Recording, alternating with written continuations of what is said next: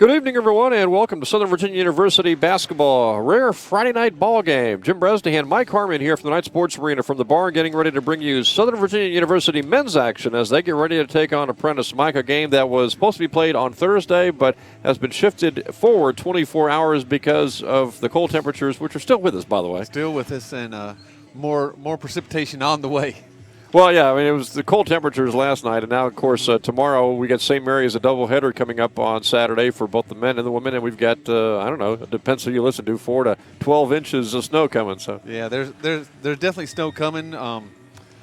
It's going to be a not a good day for me, having to be out in the snow. But we're here tonight playing against Apprentice, which is probably the most long-time rival that we've had since we've been a university. now, as you distance yourself from, a couple of years ago when obviously they played Apprentice twice in football, Yes. I remember that, and had some great basketball games, both men and women. Yes. And I wondered, so as you distance yourself from all that, does the rivalry still maintain itself? I mean, for the current players, can they really, gather how that rivalry was as opposed to maybe players from 4 or 5 years ago? No, I don't think they understand the intense battles that went on because of being into the Capital Athletic Conference now, and that takes a lot of time. But this used to be a team that we were battling for USCAA standings and rankings, and usually the one that won the season battle was going on to the tournament. So the past history is there. I don't think some of the new players understand it. I know Coach Caputo understands it. Right, yeah. I'm sure he wants to win this more than anybody else. Well, I was thinking, with the Capital Conference, we talk so much, very few opportunities outside the conference. So you anticipate, at least in basketball, maybe other sports, that they'll be able to maintain this relationship, at least in some sports, playing Apprentice. I think with men's and women's basketball, that should be a nice, home battle every year, just switching places. Baseball has a better opportunity to keep that rivalry going. I know Coach Mann is in contact with their baseball team a lot, and with the wrestling, I know they do a lot of stuff with Apprentice's wrestling team. So there is sometimes that we can There are some times that it'll keep going, but I don't think the rivalry will be as intense as it was in the past as they get into the Capital Athletic Conference and start to make new rivalries. Just a few seconds really quick. Southern Virginia 6-17. I believe Apprentice is 13-9, so what do you look for? Well, they both have a common opponent in St. Joseph's in Brooklyn, New York. Both of them lost. I don't know what to look for with the Knights tonight because they have St. Mary's coming in tomorrow, and so you don't know if they're going to play a lot of people. But again, look for a little bit slower tempo, a lot of zone from the Knights, and hopefully we come out with a win. Okay, we've got the prayer and also the national anthem coming up here in just a few seconds. We'll take a little break and then come back and take a look at your starting lineups.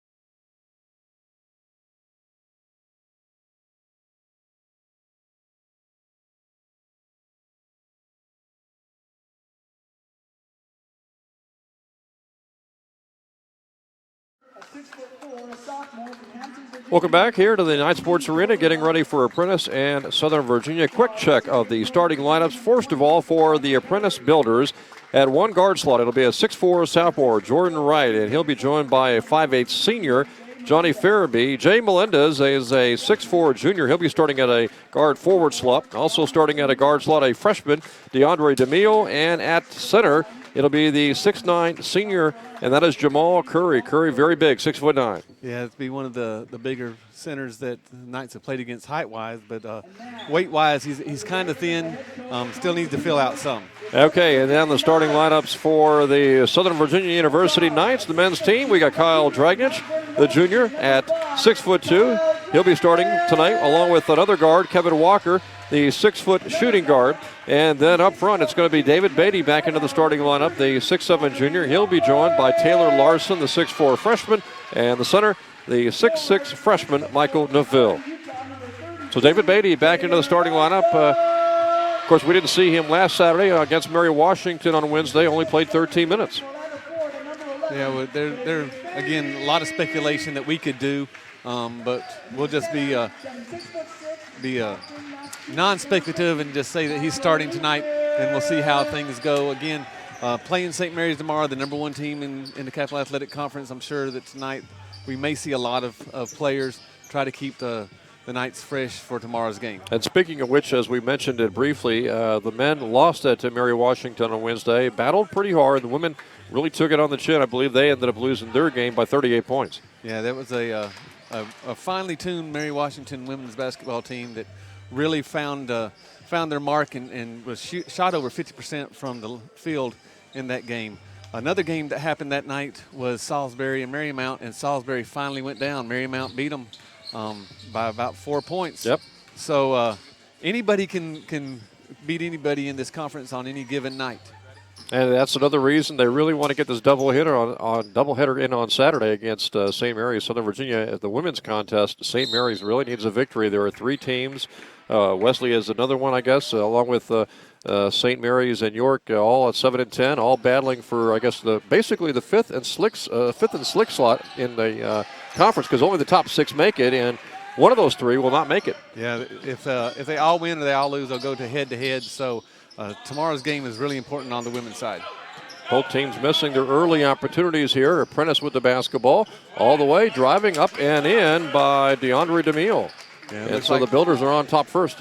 It looks like Apprentice is going to really want to push the ball, play a lot of man-to-man, maybe some running jumps, to try to use their athleticism to help get a lead and maintain that lead. How tough will it be, Mike, for the men at least, to come off this game on a Friday night and be ready to play in less than 24 hours tomorrow afternoon? I was talking to another a former basketball player about this yesterday, and we talked about just the AAU sports and how they used to go and play 5 or 6 games a day on a Friday and Saturday, and now they get to college and they're limited to 1 game every 2 or 3 days. And so I really don't think it's going to cause a lot of problems playing 2 games in a row. Played 1 minute. Knights yet to score. Here's Beatty on a drive down the middle. Wild shot, no good, but Newfield is there for the stick back. And this might be a game that Michael Newfield can find his footing to help propel him into tomorrow's game to stay in, because St. Mary's is, again, #1 in the Capital Athletic Conference, and anything you could do to knock them off would be a great feather in their cap. Melendez missed his drive, and here come the Knights with a chance to take the lead early on. Beatty gets a pick, stops, gives to Newfield. He'll fire a 3. It hit. And again, you got the 6'9" Curry trying to guard Newfield, and we know that Newfield can hit those shots. We've seen him make several of them before. 6'9" Curry doesn't want to come out and guard him. That might be a good opening for Michael all night long. He likes to shoot that jumper from almost that exact same spot. Yeah, you notice it's not a true jump shot. It's almost like a Larry Bird set shot that he shoots there. Almost like a free throw, long free throw. Yeah. Well, Curry got his basket to make it 5-4. Knights break the pressure. Dragnich across the timeline. His pass is intercepted. Picked away by DeMille, but picked back by Walker. Now a sudden break here for the Knights. It is Larson, top of the key. He'll fire a long jumper. It is no good. And the rebound of the Builders. A lot of threes so far for the Knights. Here's Farabee with it. All the way, lays it up and in. Builders had the numbers and got the easy layup to retake the lead 6-5. You know, it's kind of hard to start scouting non-conference opponents this late in the season because you're worried about your conference opponents. With the conference, you have film readily available for you. Trying to find stuff on non-conference opponents, sometimes you don't get that film. So maybe this pressure that the Knights are seeing has caught them by surprise. Curry scores. He's fouled. Chance at a three-point play. You know, this is obviously a rivalry game for the Knights, non-conference though. You also mentioned could really be an important game outside of the rivalry factor for the Builders. Yeah, the Builders are in ninth place in the USCAA. They only take the top 10 to the national tournament. A loss here could knock them out of that top 10 seeding. Even a loss to a D3 school? Even a loss to a D3 school. Curry hits the foul shot, completes the three-point play, and the Builders are on top by 2. Apprentice came in with a record of 13-9 of the season, and the Knights are 6-17 tonight, and obviously tomorrow, Mike, and also for the women as well. The Southern Virginia Knights just want to end this season on a happy note for both the men and the women. Well, for the men, it's going to be, can we knock off the #1 team again? They knocked off Christopher Newport earlier, that was ranked #1 at that time in the conference. For the women, they have a chance to destroy St. Mary's dreams of getting into the conference tournament. You know, something the men's team for the Knights, let's see, might have well done by beating Frostburg last week.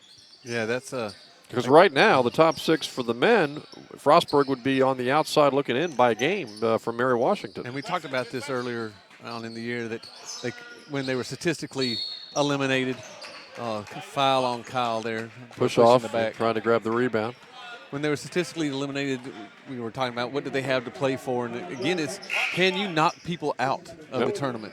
And that's where rivalries really start to really form, is when you start knocking other people out of the tournament, then they want that revenge factor. So it's a great thing for the Knights if they can knock other people out of the tournament to establish a lot of rivalries. I think we might have talked about this earlier in the season, but are you a big believer for underclassmen, I guess, a late season run or a nice win at the very end of the season, having any momentum or any really lasting impact for the following season?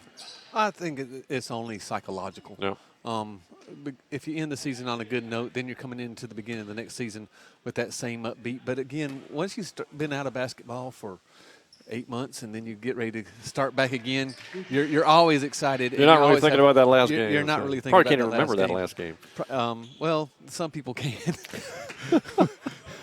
But, I mean, if you're looking for a semi-hot streak, I mean, obviously they've lost a few, but both the men and the women have certainly played better in the second half of the Capital schedule than the first half.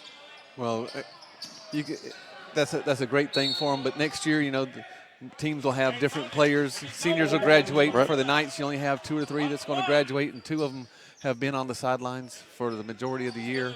On the women's side, you'll lose Ann Kuroki, so you're going to have different teams, but the other teams that we play will have less seniors, and you never know who's going to transfer out or decide that they need to do other things. Curry hits again, and he gives Apprentice a 2-point lead. So Jamal Curry doing a lot of damage for the Builders here in the opening 4 to 5 minutes. As Aaron Rumball into the game. Aaron got the start on Wednesday. Kind of struggled a little bit after playing a fantastic ball game last Saturday. Yeah, again, you never know what you're going to get with freshmen.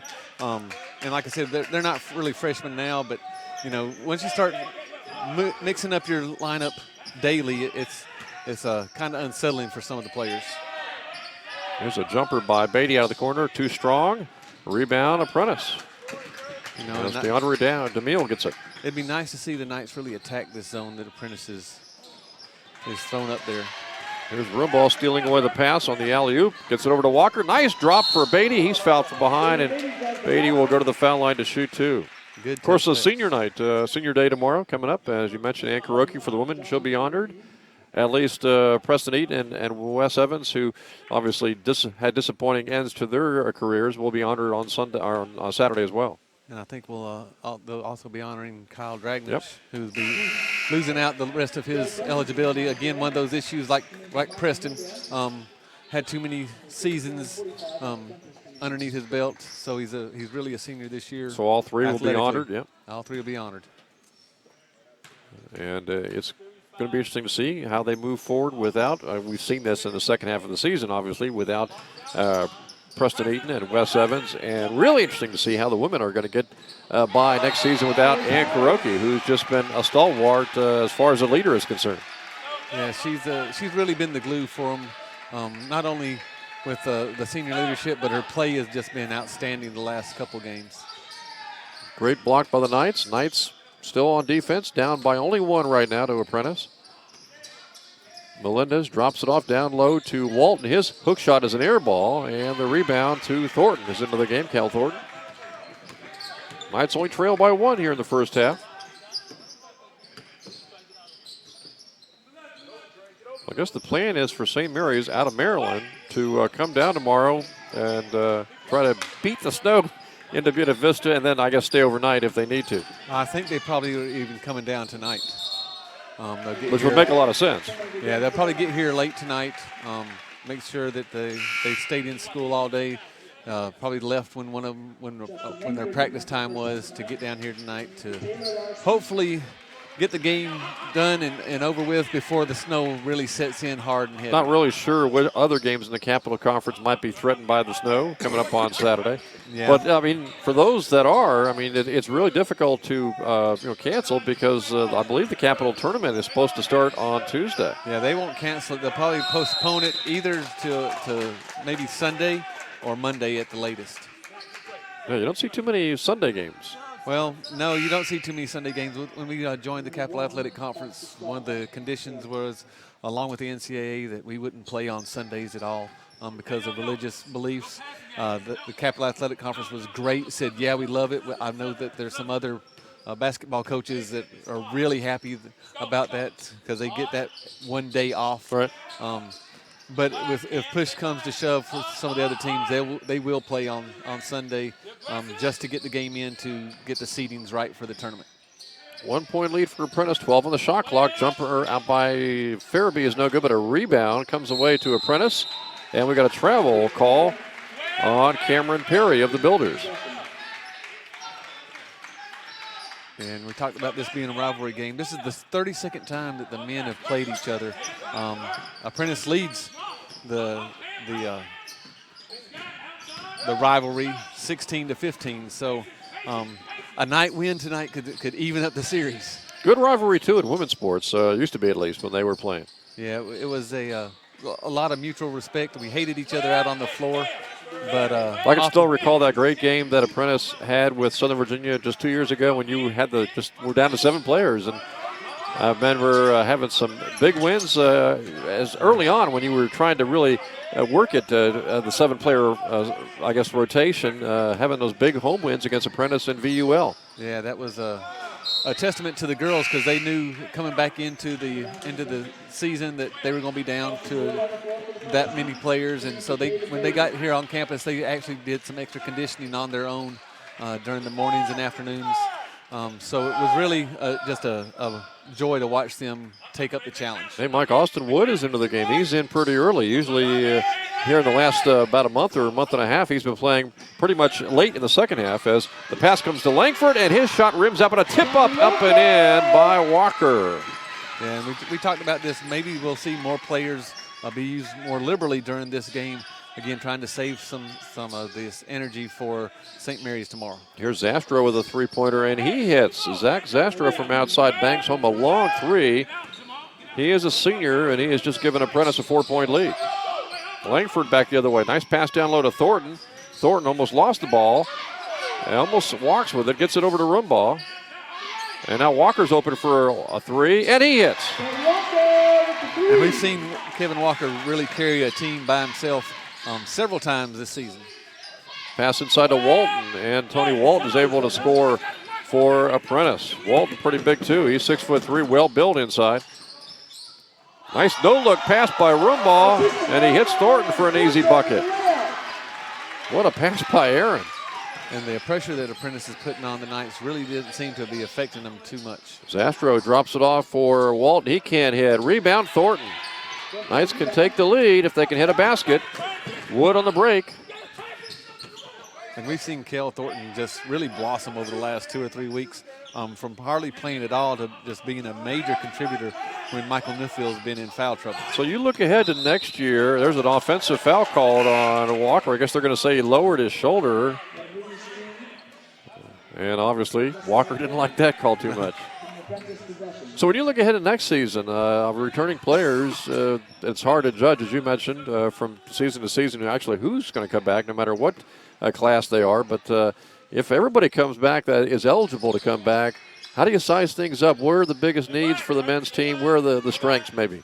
Well, the biggest needs that Coach Caputo is really going to be looking for is one of those knockdown three-point shooters to complement the plethora of inside players that he has. He has Newfield, he has Thornton, he has Taylor Larson, yep. he has Justin Langford, yep. A lot of inside players, but again, to get people off of them, he needs one of those knockdown three-point shooters.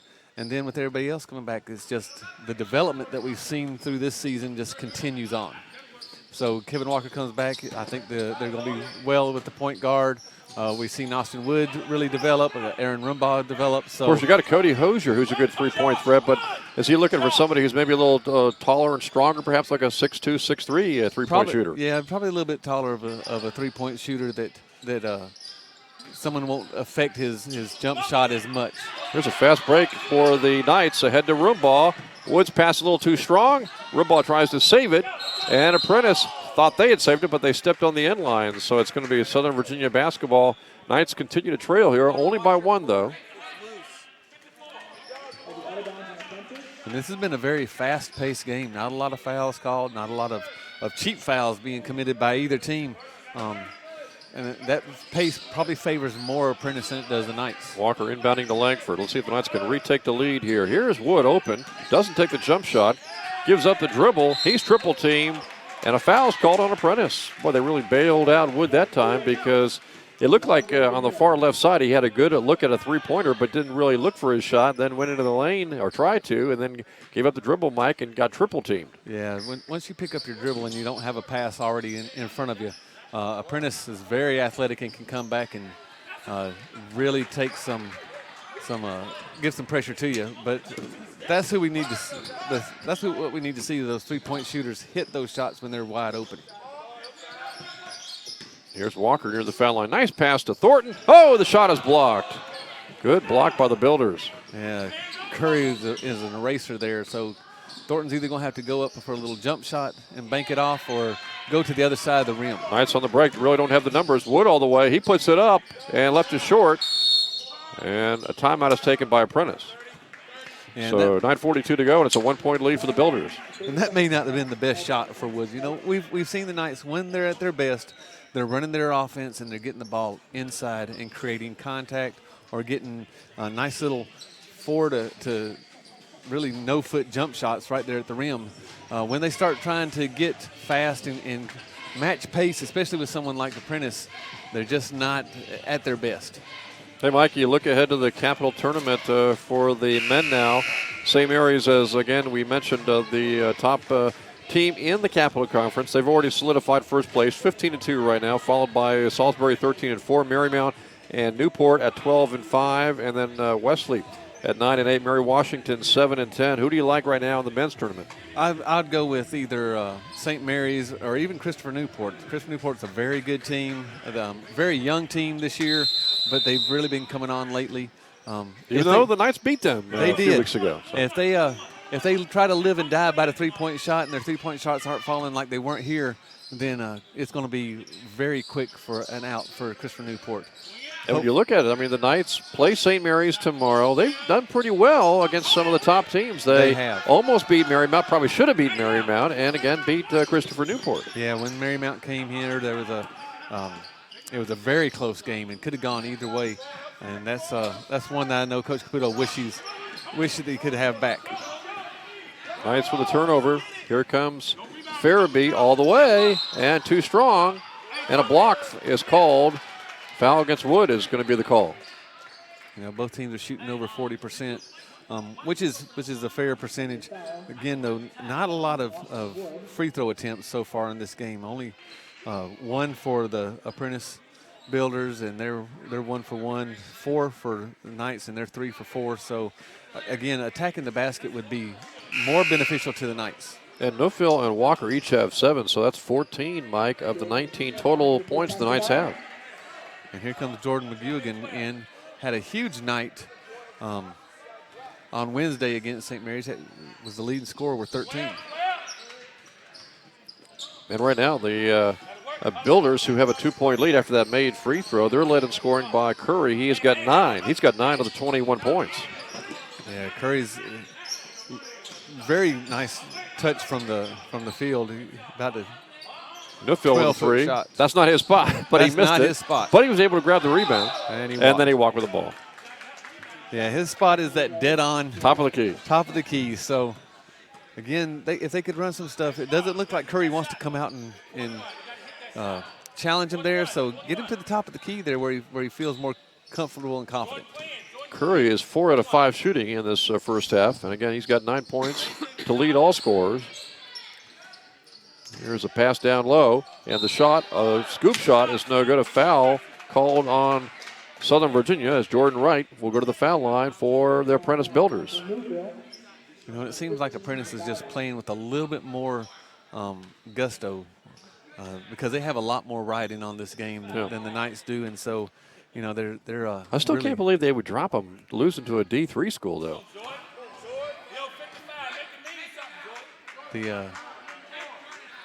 The point system for the USCAA is flawed. Yeah. We lost to a Division I school and dropped 5 spots. Wow. So it's kind of flawed. So you can see they're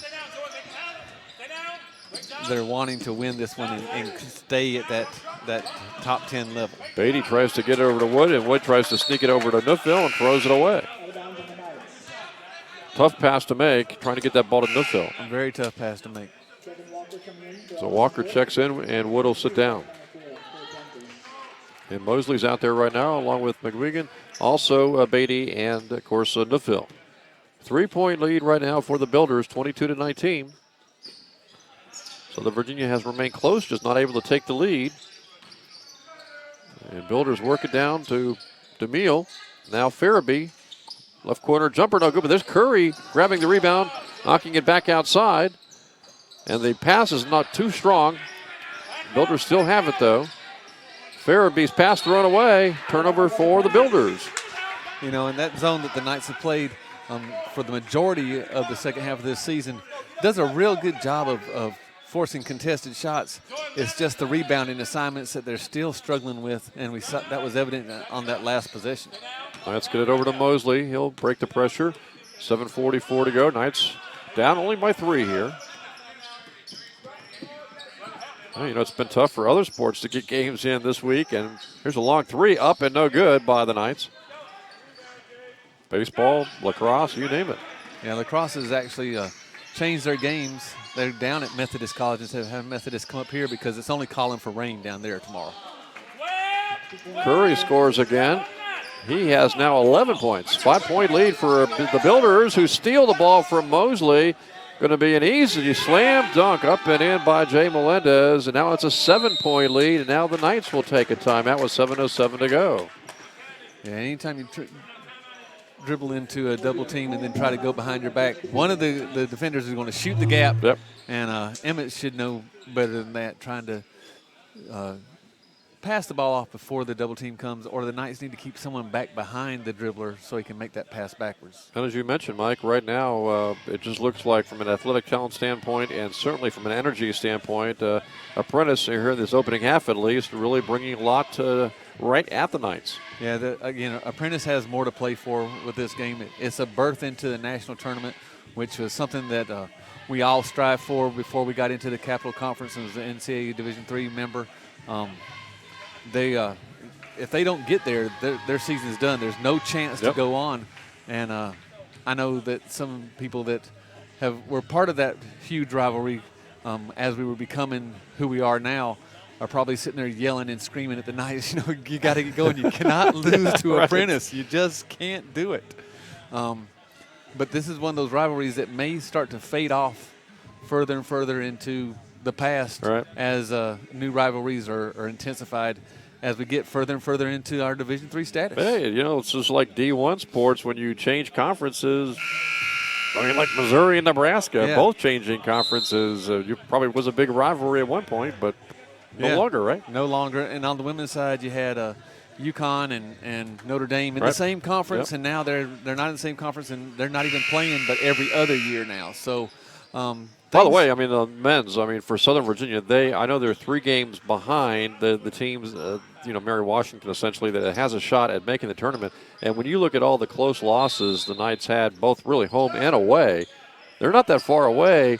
If some of those losses go into the victory column from being in the Capital Tournament themselves. Oh, no, not at all. And again, we brought up Marymount earlier. Marymount's one of the top teams in the Capital Athletic Conference. Very close loss here.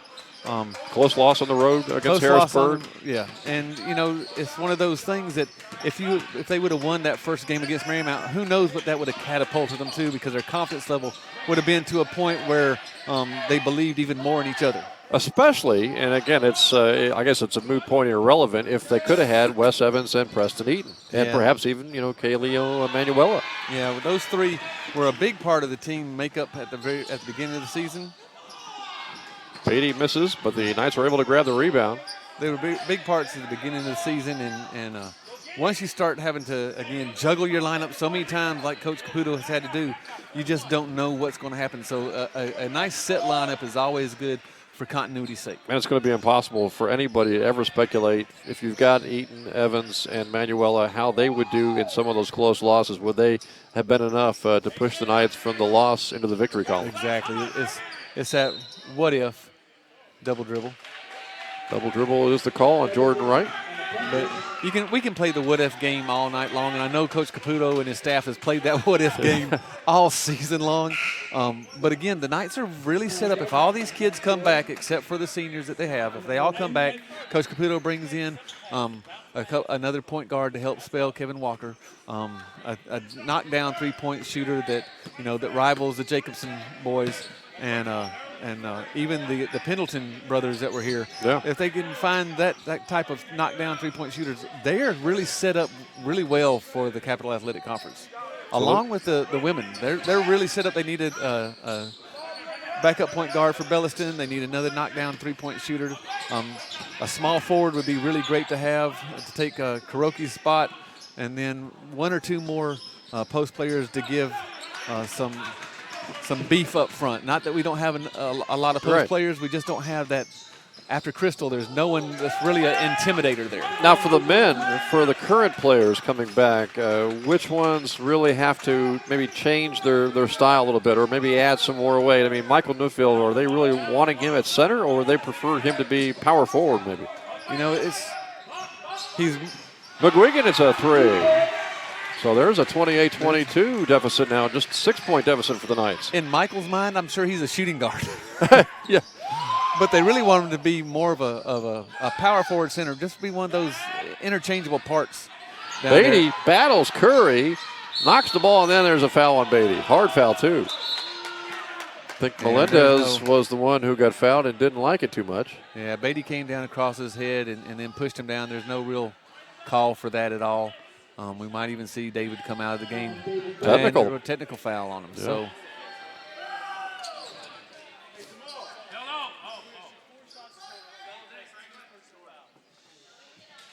So that counts as 2 personal fouls on David. So he's got his second. And it'll be a lot of foul shots coming up here, Mike. A lot of foul shots. So you have the technical foul shots, and then you're going to have the 2 shots for the shot itself. First one is missed by Melendez.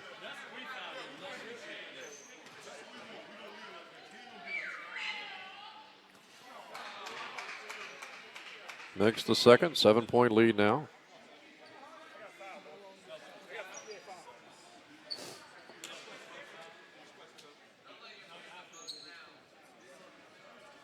Those were the technicals. Now he's got more shots coming. Fouled in the act of shooting.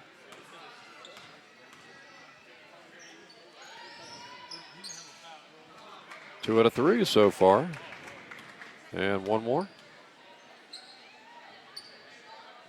So he hits 3 out of 4. And what was a 6-point lead is now a 9-point lead for the Builders. And Apprentice with the ball. So you asked where the Knights could really, what they could do for next year. It's a maturity thing. Not let these type of things happen in any game, but especially it's compounded even more when you're looking at Capital Athletic Conference games. Should be interesting to see what kind of recruiting Tony is able to do. Seeking a 3-point shooter, especially a 6'2", 6'3", 6'4", let's say, shooter, and finding one is two different things. That's right. You can seek all you want, but actually finding them is one of those issues of do we have it? Or will we get someone to come and be part of us? And what the allure of coming right now is we're brand new in Division III. We're trying to start new rivalries. You can help us come in and be part of our first shot at getting into a conference tournament. So it's a great recruiting tool that the coaches can use right now. Yeah, I mean, it's kind of historic when you think about it. Like for football, the team from 2007, the first winning season, the team from just a couple of years ago that piled up all those victories. And maybe potentially, I guess, for the women and men's basketball, the first teams that are able to get to the Capital Tournament. Yeah, I know. And then beyond that, a D3 tournament. Yeah.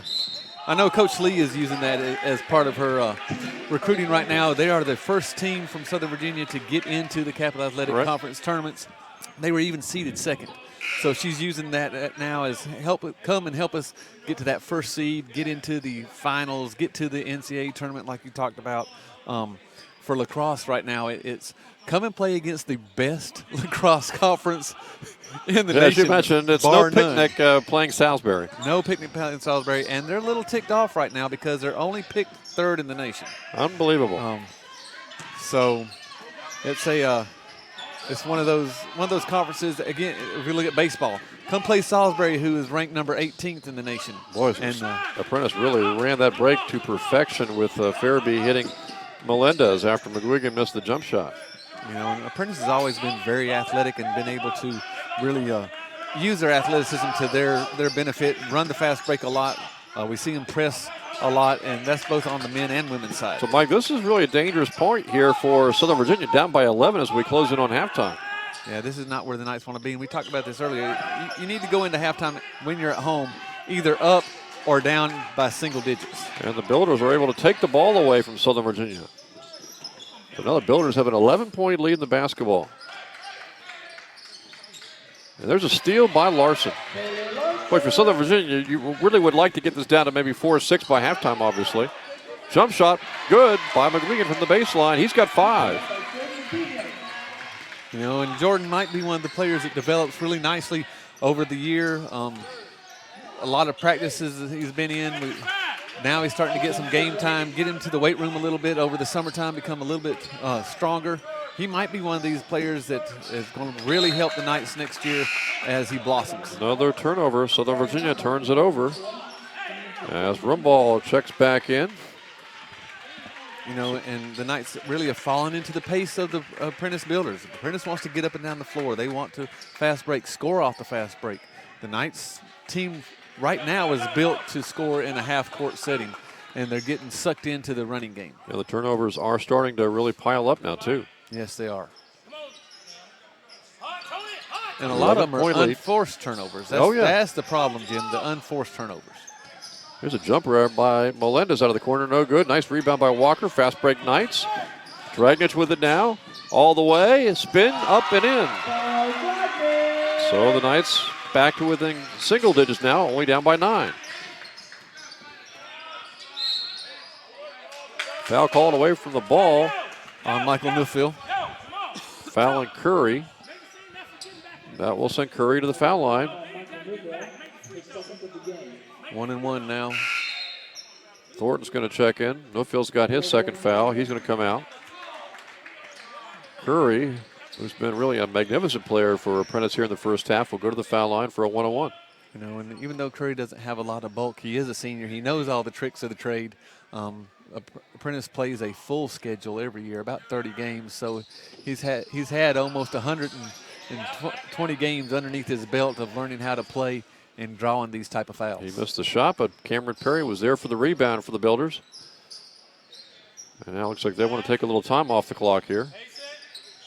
1:25 left till halftime. 9-point lead for Apprentice. Perry, walk with the ball. Travel on Apprentice. Looks like he got caught in between. He wanted to make the pass when the pass wasn't there. Instead of coming to a jump stop, had that little 1-2 hip hop step. So an opportunity here for the Knights. Trailed by 11, now down by 9, trying to maybe get it down by 4-6 by halftime. If they want to get lower and get that down to maybe 4 or 6 points, the deficit, they really need to make a basket here. Dragnich, double team, gets it over to Roomba. Roomba outside to Larson, hits the three. Now the Knights really need to stop here, and then a score would really set them up well going into the second half. Here's Zastro trying to answer it. He bangs home a big three. That's his second three of the ball game.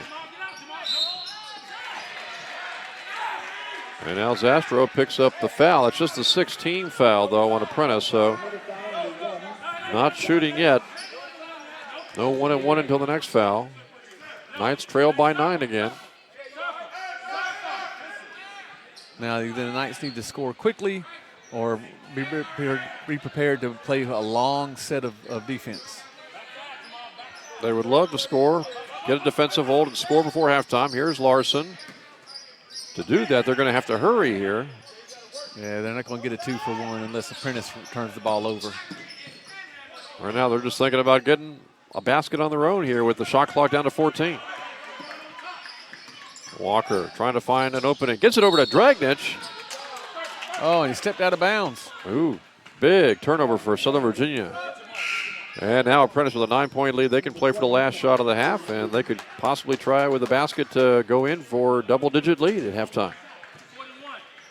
And you spend so much energy trying to come back, being down by 10 that, now you start to worry about going into tomorrow's game also.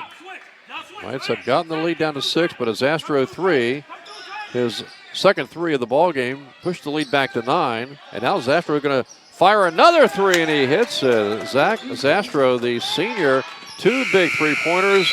And, Mike, that is going to give Apprentice a 12-point lead at halftime. It was 35-29, and Zach Zastro, the senior, the 5'8 senior, hits 2 big 3-pointers to push what was a 6-point lead up to 12 at halftime for the Apprentice Builders.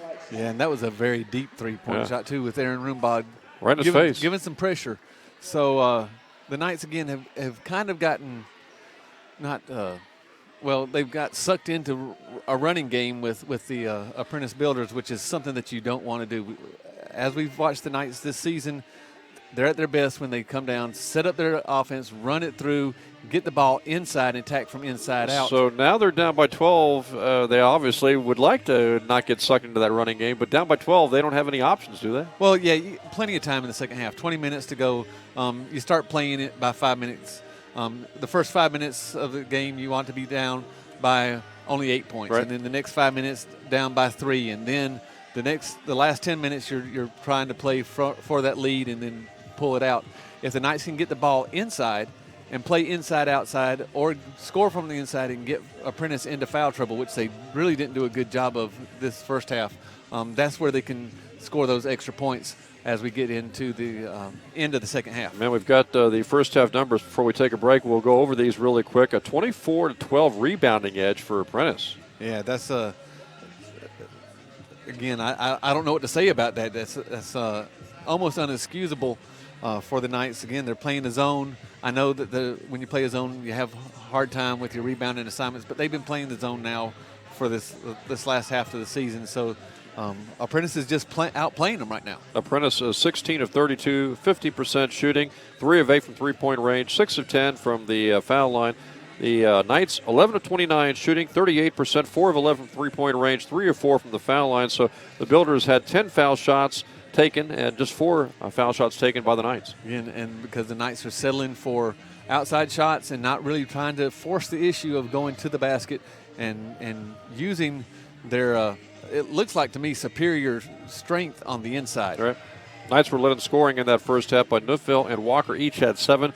But Jamal Curry, 5 of 8 from the field, and he was able to score 11 points. Yeah, and those 11 points came from all over inside the paint, not just right at the rim, but we saw him with a little 15-foot jump shots that were going in. And then down towards the end, it was Zach Zastro, the senior. Yes. He's got 9 points, second leading scorer for Apprentice in that first half. All 9 points from three-point range. Three of four from three-point range. And we've seen other teams do this. We've seen our team do this where they get on that hot streak, and now you really have to know where Zastro is. Kind of like Cody Hosier. Kind of like Cody, except he really doesn't mind shooting even further out than Cody does as that last shot went up. But now you really have to notice where he's at, and that's going to even expand your zone even more. So now the rebounding assignments are going to have to come even more. They're going to have to be more diligent on them. Halftime score once again, it is Apprentice 41, Southern Virginia University 29. We will take a little break, get you ready for the second half, and stay with us. We'll be right back in just a few minutes.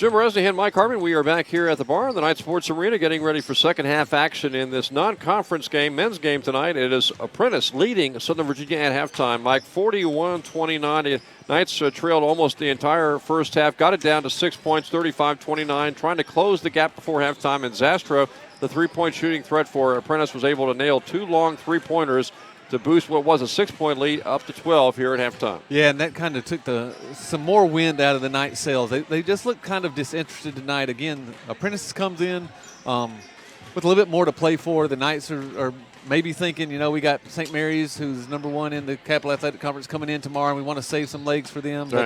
But I'm of the old school that you play and you win the game right now, and let the tomorrow take care of itself. So hopefully Coach Caputo is lit a fire underneath the Knights, and we see them play a little bit more interesting. Is it just the energy that the Knights are going to bring hopefully in the second half, or tactics-wise, what else do they have to do to kind of slow Apprentice down? Well, again, if they can control the pace of play, it would make Apprentice a little bit more antsy, a little bit more jumpy, maybe cause them to turn the ball over.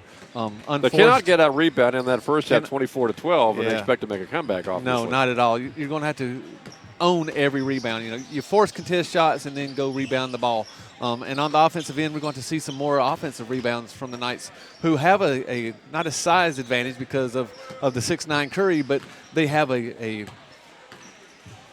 I don't know how do you say it, a depth advantage with their. Well, the Knights only had 4 offensive rebounds in that first half. Apprentice had 9 offensive rebounds. And again, that was just them going to the offensive boards and trying to play. They have something more to play for than the Knights right now. The Knights seem to play for pride. Hopefully, Coach Caputo has talked to them at halftime about the intenseness of the rivalry that's been going on for the first 15 to 17 years that we've been playing here. And let's see the Knights play a little bit better. And the Knights obviously have 2 key players with 2 fouls in Beatty and Neufville. So the last thing you want to see down by 12 points trying to make a comeback is to have one of those guys early on here in the second half pick up foul number 3. Well, the Knights have been able to make that adjustment and play without those 2 several games because of foul troubles, and so this is nothing new. It's just the Knights are going to have to dictate the pace of play, not try to run with the Apprentice builders, but actually make Apprentice play defense and get into the lane, get the shot to go down, and get to the free throw line more times than just the 2 times that they did in the first half. Then we'll see what kind of combination Tony Caputo throws out for the majority of this second half. And again, maybe that's going to be dictated by Neufville and Beatty to a certain degree, whether they can avoid picking up early on here in the second half foul number 3. Yeah, again, we don't know the mindset of the coaching staff. Are they playing this game to try to work on things for tomorrow's game?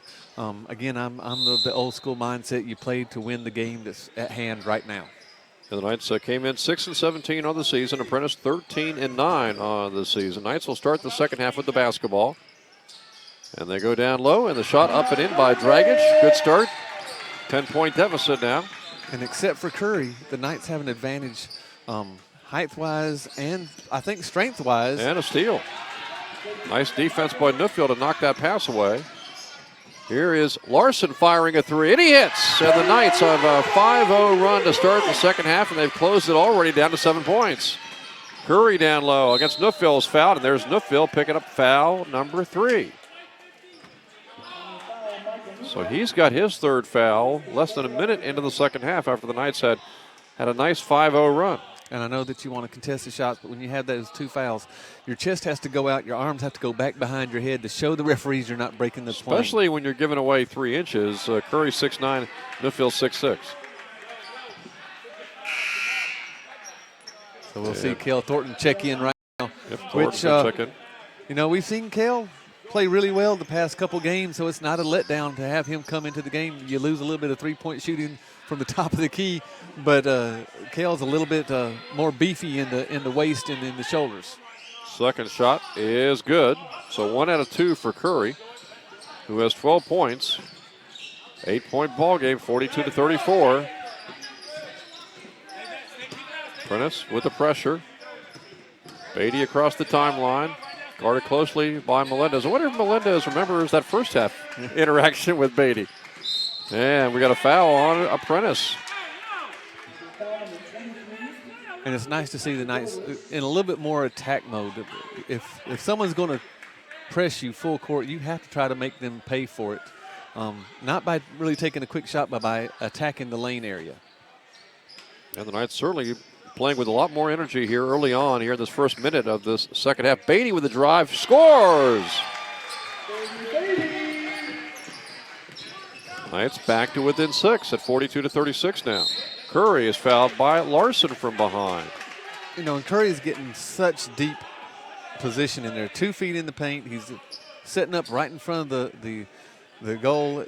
The Knights are really going to have to push him outside the lane and not let him set up in the lane. Non-shooting foul. Here's an inbounds pass to Curry. Curry spins on Thornton. He is going to pick up a foul. So Thornton is going to pick up a foul. And Curry has drawn fouls on Larson, Thornton, and Neufville here all in the first minute, 10 seconds. And some of those fouls just aren't the smartest fouls that we've seen these young men commit in this season.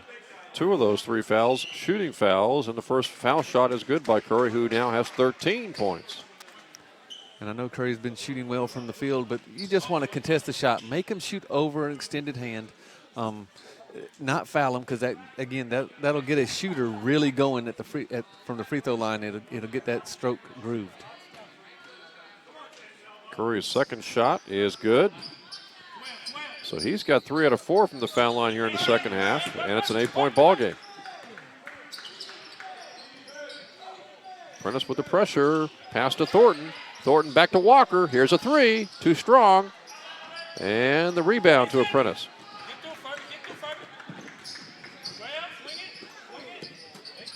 They go over to Melendez on the right now, back to DeMille. Farabee passing, no one there except Beatty. Beatty with a 3-on-1 break the other way. Dragic dribbled the ball off his foot. It's pulled away by Apprentice. DeAndre DeMille with it. He splits defenders, tries to go all the way, loses the ball out of bounds. Last touch by the Builders.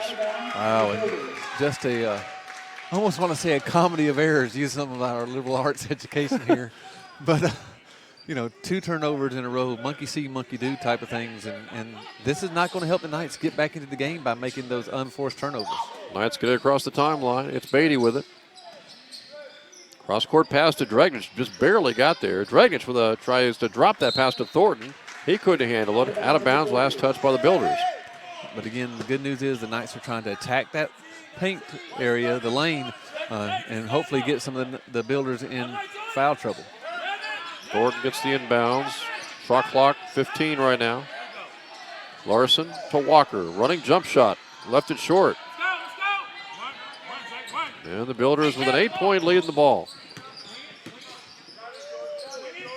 Curry, top of the key, down low. And Wright's shot is blocked. Good defense by the Knights. No foul call. Here comes Southern Virginia again trying to close this 8-point deficit. Nice pass to Dragic to Beatty. He scores. Chance at a 3-point play. As the Knights are going to come back and complete the comeback and win the game, that's where they're going to have to keep attacking that lane area time after time after time. It's 44-38. That foul was on Jordan Wright, his second. And a chance here for Beatty to close the deficit down to 5. Now the Knights are going to have to expand that zone because Zastro's come back in, and I'm sure he'll get a shot up very quickly to see if he's still hot. So Beatty hits a big 3, and it's now a 44-39 ball game. The lead down to 5. Here's Zastro, who's got 3 3-pointers, gives it over to Curry. Off the glass, good. Nice shot by Curry. Back to 7. Curry, I believe, now with 15 for the game. Beatty across the timeline to Dragic. Dragic will be honored on Saturday along with Eaton and Wes Evans. Here's Beatty with a long 3. Good! Well, you like to see David the way he's been playing here today after struggling and missing a couple of games too, and then back the other way to Tony Walton for a jump shot to boost Apprentice back to a 6-point lead. Now they'll pressure Beatty. Even with that, though, you saw the ball go inside and then out. Inside to Kyle Thornton, and then Thornton found David Beatty wide open on the 3-point line. And the turnover that time down as Apprentice has the basketball. It's Farabee all the way, scores. And a timeout taken by Apprentice, who, after the lead got dropped a little bit, has boosted that lead right back to 8 now. The lead got sliced down to 4, Mike, but you got to credit the Builders. They just refuse to quit and just keep pushing that lead back up.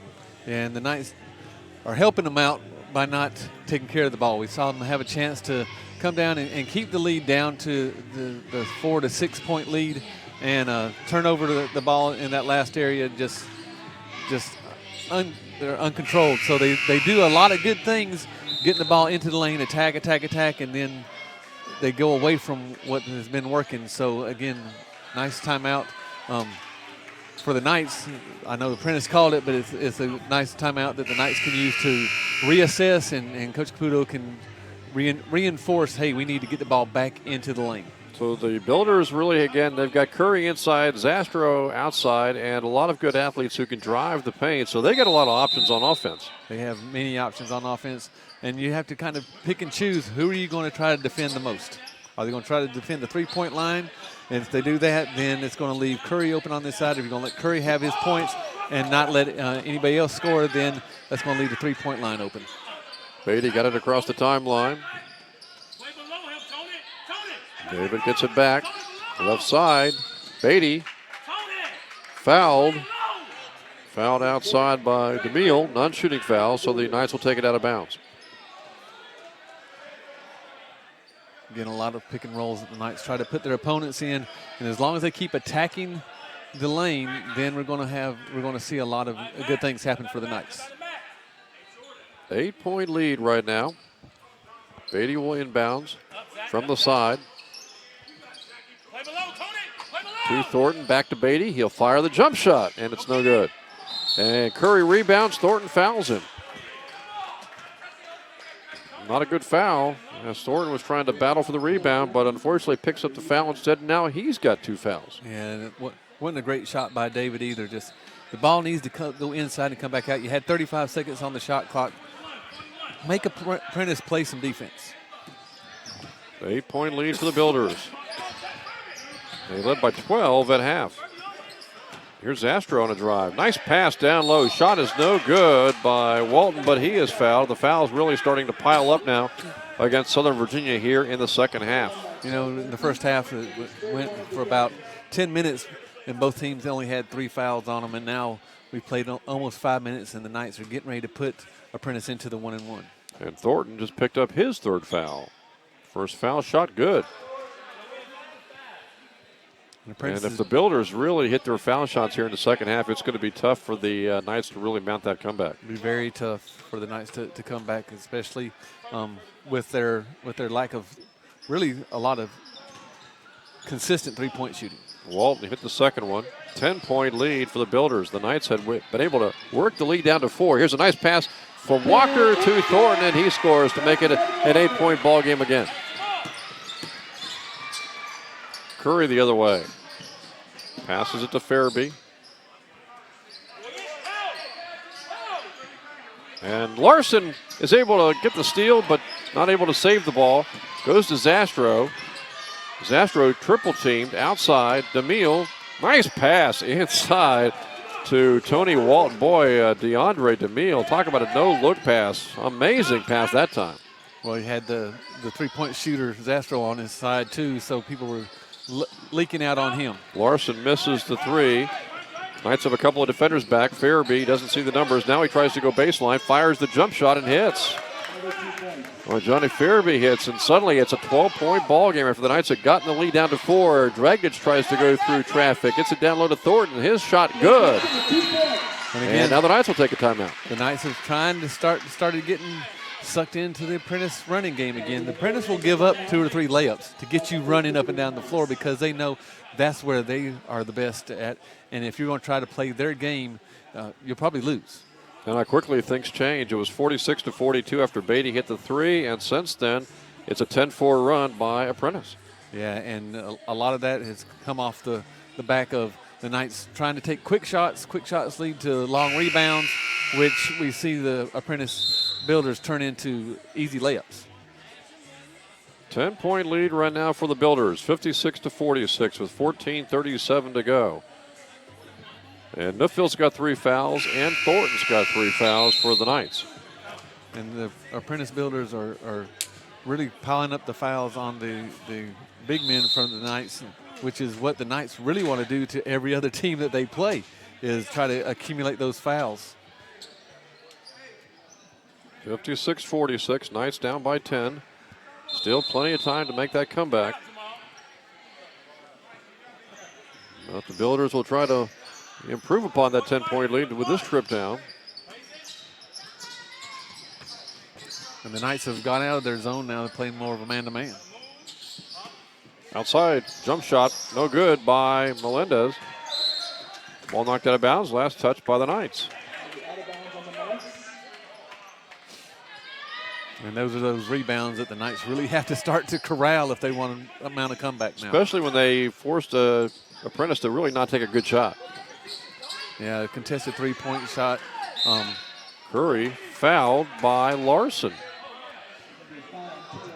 And that was well away from the basket with no offensive move really being made. That's not just the second team foul on Larson, or second personal foul, but it's the 6th team foul now for the Knights. And the next one will be 1-1. So really look for the Builders to go into Curry now. The Knights are going to start playing defense with their feet and not their hands. Inbounds pass to Perry, and he gets away and make that Walton. He scores inside. 12-point lead again now for Apprentice.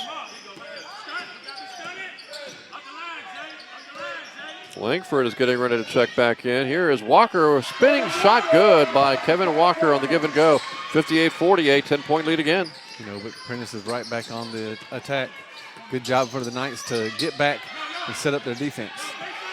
Farabee's got it, working on Walker. And bumped by Walker, and do they call it? Yep, looks like they did. That's the 17th foul, going to send Farabee to the foul line. He'll shoot a 1-on-1. And you really don't want to make that foul when you're 40 feet away from the basket. There's no real reason to do it. Get back, move your feet, play the defense, keep the ball in front of you, and then contest shots. And if Apprentice hits a lot of their foul shots here in the final 13 minutes, Mike, it's going to be really hard for the Knights to make this comeback. Well, the way the Knights are fouling, we're going to be in the double bonus, or Apprentice will be in the double bonus in the next 3 minutes, and then you really start to get comfortable at the free throw line. Farabee's second foul shot is good, and it's back to a 12-point lead. 60-48. Dragic, left side, gets a pick. Kyle lost the ball. He's fouled. Just the 14th foul, though, on Apprentice. And, of course, when the Knights trail by this, kind of a deficit, Mike, down by 12 right now, and when Apprentice is able to get points on their end, it almost forces the Knights to really get something on their offensive end. Yeah, plus it's going to kick them out of their comfort zone and start playing in a fashion that they're not really accustomed to or equipped for. Beatty hits a big jumper to make it 60-50. You know, the Knights are still hanging around, though, and anytime you can hang around and get this lead under double digits, especially in the last 5 minutes, you have a great chance to complete the comeback. There's Curry working on Nuffield, who's back into the game. Lost the ball on the floor. Scramble for it. Jump ball. Ball stay on the Apprentice's end. Yep, possession arrow going to favor the Builders. You almost get the sense the only way the Builders are going to lose this ball game is if they really start turning the ball over. Yeah, they've been very efficient on the offensive end, and defensively they're just causing the Knights to do things they don't want to do. And there is Tony Walton again. After the inbounds pass came to Melendez, he couldn't handle it, but Walton was able to clean it up, and now Walton is starting to get a lot of stick-back baskets. Yeah, they're paying so much attention to Curry that Walton is able to find his way into the lane and clean things up. Great move by David Beatty to score. He's got a chance at a three-point play. And if the Knights are going to make their comeback, they're going to have to get these three-point plays the old-fashioned way. Not a lot of reliable three-point shooters. I know that the Knights have made some, but not really reliable, knowing that you're going to get that shot down every time. But if you can get into the lane, you can complete the three-point play the old-fashioned way.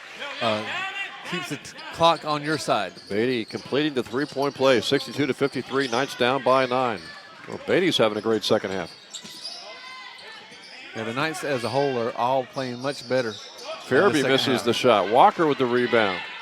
Maybe Farabee had too much of an open shot Here's Beatty trying to do it all through traffic. Foul. David will go to the foul line. He'll shoot 2.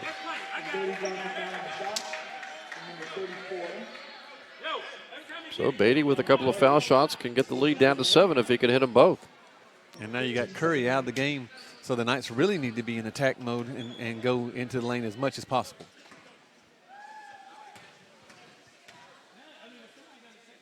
First foul shot up and good by Beatty. A foul on Perry. That was just his first foul.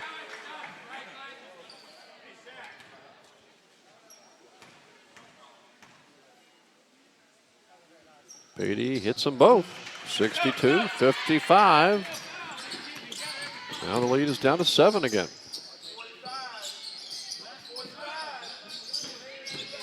Outside with the jump shot on the way. No good by Apprentice as Perry misses. But there's a rebound pull down, and the ball goes over to Walton, and Walton scores again. Walton's got 3 or 4 baskets like that now. And the offensive rebounds that the Apprentice is getting is just killing the Knights. Back to a 9-point ball game. Let's see how Southern Virginia responds to that basket. Walker's open. Well, the ball goes back to the left to Rumball. Now Beatty lobbing down low to Neufville on the baseline, back outside to Walker. He's got a wide open 3, and he misses it. Tough shot to miss there. You know, you'd like to see the Knights really attack the offensive boards. There's only Michael Neufville was really trying to work in there. The rest of the Knights were just standing around looking. And a foul called on Southern Virginia. That'll be a 1-on-1 again coming up here for Tony Walton, who's starting to pile up the points. It was Curry in the first half and to begin the second half, but now Walton is starting to get some points. You know, again, Walton's a senior, so he's been through these wars before and really knows how to use his body to his advantage. He's 6'3". First foul shot on a 1-on-1, missed it. Neufville with a big rebound. Knights have a chance to get it a little closer. Right now, 9 points, and there's a wild pass saved by the Knights by Langford. Outside to Walker. Walker down the lane. Scoop shot, no good. Able to tip the rebound back out over to Beatty. Beatty passing to Langford. He can't hit. Knights scrambling for the ball. It is retrieved by the Builders. But that was a much better effort on the offensive boards. And Walton gets the pass and misses the shot after getting the pass from Farabee. Knights come back the other way, down by 9. It's Beatty to Walker. 3, good. And now the lead is just 6.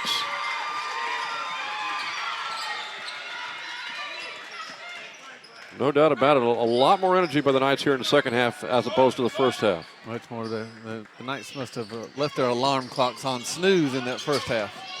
Here's DeAndre Daniel handing the ball off to Walton. His shot blocked. No foul call. Here's Beatty with the ball. Beatty dribbles the ball off his foot, but Walker is right there to grab the loose ball. Knights trying to cut into a 6-point lead. Lead generally up around 12 to 10 points. Knights headed down to 4 once. Here's a long three by Walker, and he misses. And Walker's had 2 good looks at 3-pointers here in the last couple of minutes and missed them both. And now Walker trying to pick up the charge. He does. Farabee picks up the foul call. And now in this last, and there's a technical foul on the coach from Apprentice. Big turn of events there. The Knights had a technical in the first half against David Beatty, and now coach for Apprentice will pick one up. Now the coaches are talking to the officials. What's the tech for? So we'll see if the Knights can pick up some points here from the foul line. And this is a momentum changer for the Knights. If Walker can hit these technical foul shots and then they can score on this end, what a big swing for the Knights.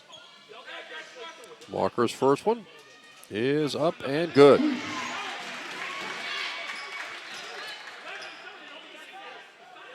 When all this took place, the Knights were down by 6.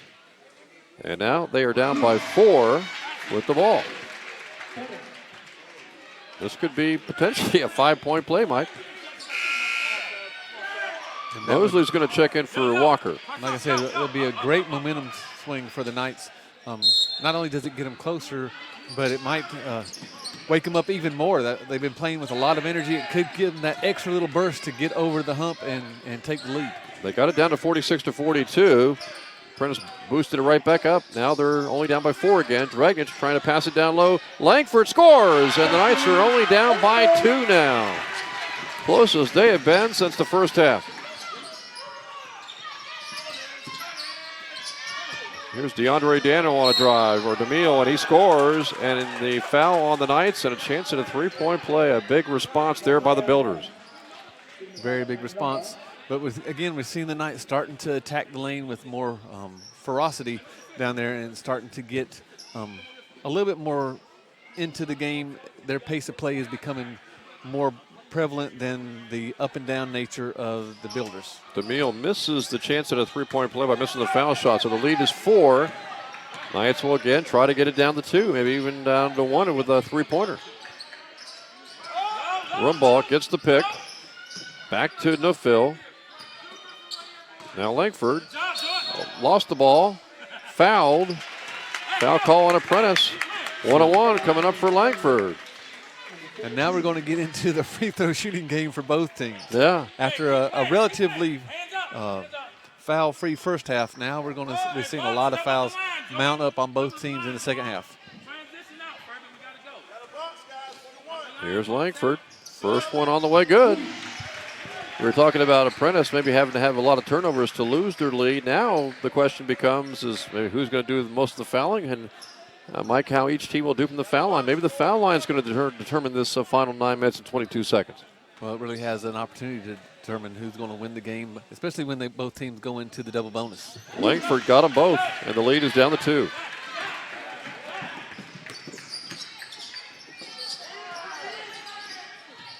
Now Apprentice's lead, which was 12, is down to just 2 points. Farabee passing inside to Curry. Curry is fouled. And Jamal Curry will go back to the foul line. Langford's going to pick that one up. That's just his second foul. And the Knights really haven't figured out how to keep Curry out of the lane. He's just been so active moving back and forth and getting such deep position in the lane on his post-up. The Knights really had to make sure that they notice where he is and keep moving him outside the lane. He misses the first foul shot.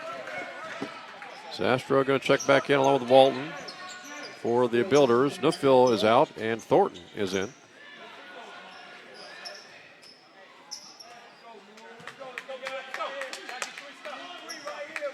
And Curry's about a 68% free throw shooter, so, you know, it's not a given that he's on the line that he's going to make it, but he makes more than most big men that we've seen. I mean, they got 1 out of 2 to make it a three-point ball game. Knights can tie with the 3, down by 3 here, 67-64, 9 minutes to go in the ball game. It's Dragnich in the corner. Kyle down low to Thornton, gets free, puts it up and in. Thornton has done a great job bodying his way close and closer and closer to the basket. Anytime you're a post player and you get 2 feet in the lane, you're really going to be your chances for success multiply. And now I believe Thornton just picked up another foul. That's his 4th. And so now the fouls are really mounting up on the big men for the Knights. Curry back at the foul line. And his first foul shot is no good. Here comes Neufville back in, and Thornton will sit with those 4 fouls. 67-66.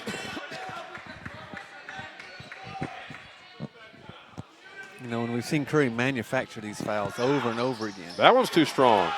Knights can take the lead with a basket. I'm trying to remember in the first half if they actually had a lead. I think they did. They did. They hit a 3 to begin the game, and that was their lead, and now ready to take the lead back.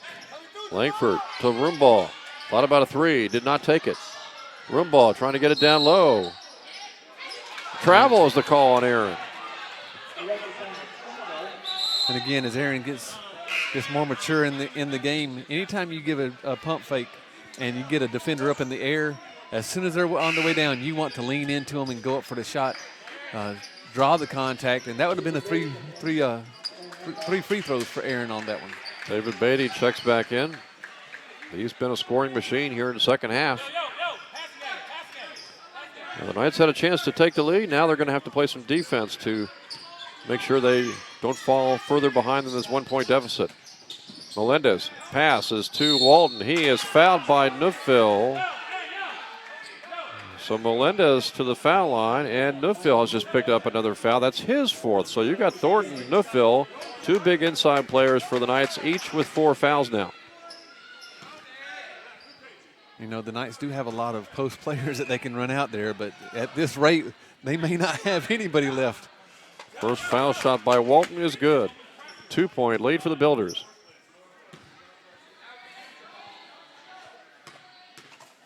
One more shot for Tony Walton, the senior.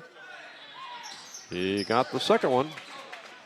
Hits them both. 3-point lead for Apprentice.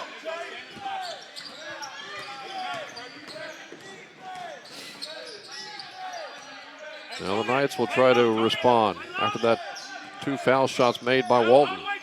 It is Langford outside. Mosley into a crowd. Wild shot knocked out of bounds. Shot clock down to 17. And do they call a foul? Oh, they gave him a technical foul. Yeah.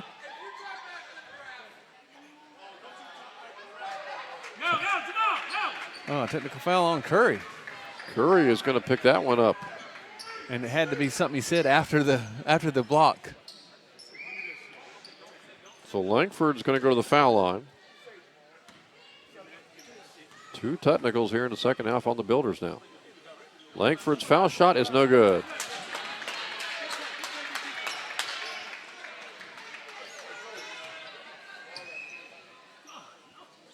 Second one is good. We got 1 out of 2. Knights only down by 2 now.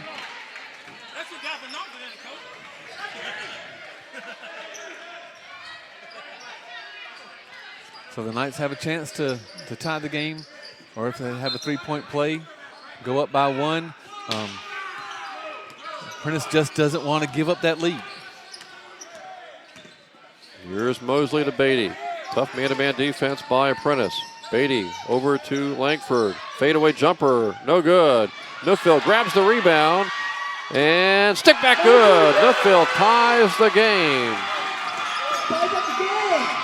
And now they're going to play defense without fouling this time. Here's Curry down low, and he quickly gets the shut off and scores to give Apprentice the lead back at 71-69. And again, it's just too easy for Curry. He's getting 2 feet in the lane. He's getting like right in front of the rim. The Knights have to do their defense early and push him outside the lane. Langford can't hit a long 3. Not sure that's the shot that the Knights wanted, but the ball was knocked into bounds last touch by the Builders, so it's still Southern Virginia basketball. And if you're the Knights, how do you defend Curry that deep to the basket with Thornton and Neufville each with 4 fouls? Well, you got to meet him outside the lane and then use your body to keep him outside the lane, not let him go to where he wants to go and then set up. Mosley inbounding to Langford, too strong on the shot. Rebound to the Builders. Farabee over to DeMille, and he scores. So like the Knights got it down to 69-69 into a tie, Mike. It's a quick 4-0 run by the Builders. Again, you know, that quick shot, the 3-point shot that we saw the Knights take, really is something that they didn't need at that point. Beatty outside to Mosley. Walker getting ready to check back in. Mosley almost lost the ball. Neufville has it. Over to Beatty. Shot clock is down to 10. Let's see if Beatty's going to try to take this shot. Mosley's going to go over to Neufville. He's going to fire a 3. It's no good. And the rebound comes down to Apprentice. And Michael knew that shot was off. As soon as he let it go, you saw him take off toward the offensive boards. Again, I don't know if he's the one you want taking that shot at that moment. Of course, the shot clock was winding down. They just didn't have a choice. Here's DeMille off to Farabee, working on Mosley. Shot clock for the Builders, down to 12 now. Farabee gives up the dribble. Over to DeMille. DeMille with a reverse layup.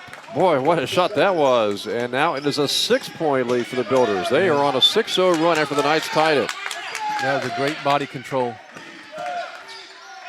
Now the Knights really need a basket here. Thornton thought about a 3, didn't take it. Gives it over to Dragnich.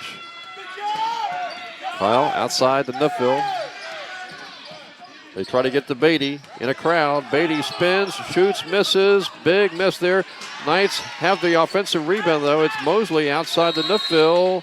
Timeout taken by Tony Caputo. Good timeout because the Knights kind of looked out of sorts on offense. Yeah, that was one of the first offensive rebounds that we can remember the Knights having in a very long time.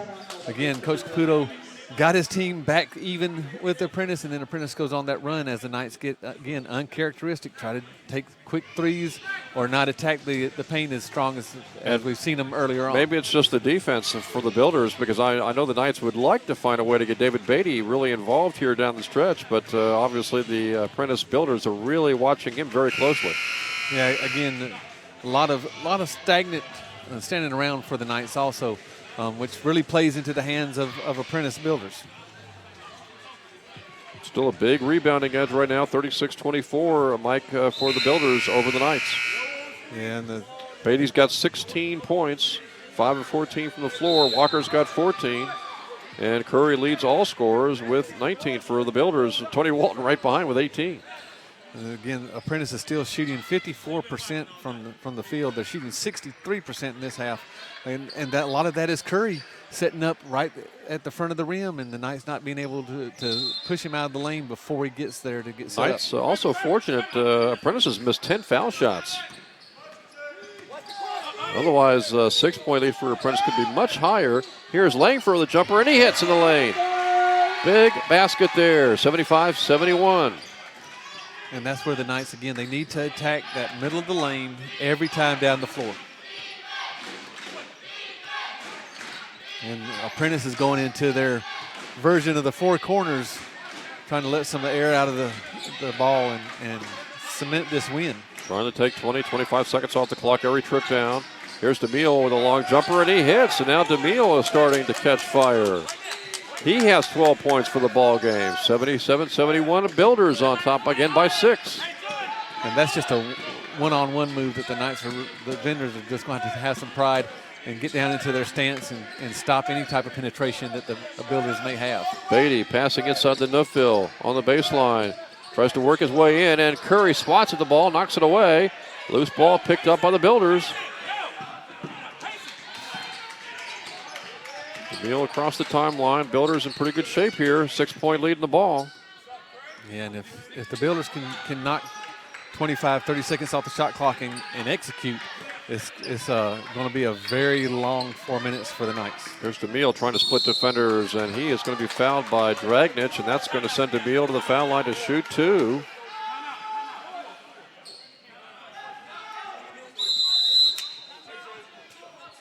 Timeout's going to be taken here by, I believe, Apprentice with 4:01 to go. They've got a 6-point lead, and they've got foul shots coming up.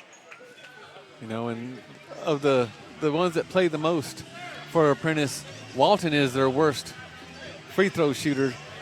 Most of their guards are above 70%. So just a warning there for the Knights. If you foul one of their guards, it's got a great chance of hitting both free throws. And DeMille's 0 for 1 from the foul line so far tonight. As we mentioned just a few seconds ago, Apprentice has shot a lot more foul shots than the Knights. And last report, 26-14 as far as attempts. They have missed, though, 10. And if they were hitting a few more foul shots, what is a 6-point lead might could easily be an 8, 10, 12-point lead for Apprentice. Yeah, and if the Knights could have attacked the rim even more and got in the Apprentice Builders into foul trouble earlier, you know, the Knights are shooting 85% from the free throw line. So, again, you have to be able to attack the lane throughout the game and not just in bits and pieces. And don't forget, Neufville's got 4 fouls, and Thornton has 4 fouls. Oh, and there's a technical foul on assistant coach Winslow for the Knights. So we've gone all season and not seen any technical fouls, and in this game, 2 on the Knights and 1 on the Builders. So what was that foul over? Apparently, Coach Winslow was arguing too much about something with one of the referees. Yeah, these referees aren't taking a whole lot. They're not thick-skinned at all. Tony Caputo wants an explanation.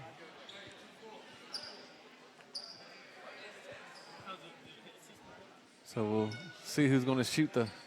So, Mike, just remember, don't say too much. We want to complete this webcast. Yes.